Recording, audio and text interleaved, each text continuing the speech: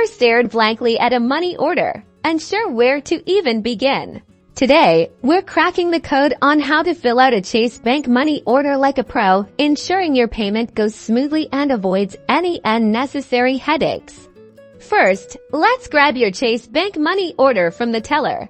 The most important part is the Pay to or Payee line. This is where you write the name of the person or company you are paying, write clearly, and double-check the spelling to avoid any issues when they try to cash or deposit it. For example, if you're paying your landlord, write their full name or the name of their property management company. Now, let's move on to your information. The money order will have a section where you need to include your name and address as the purchaser or sender. It is important to make sure you write your name and address clearly so they know where the money order is coming from. Next, fill in the amount of the money order. There's usually a box for the numerical amount and a line to write it out in words. Make sure these match perfectly.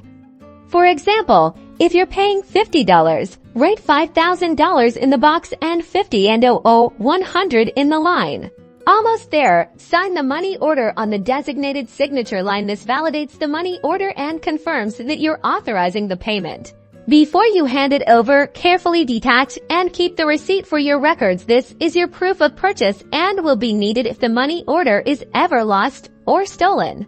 And that's it. You've successfully filled out a Chase Bank money order. Now you can confidently send your payment, knowing it's accurate and secure. Be sure to like this video and subscribe for more helpful financial tips.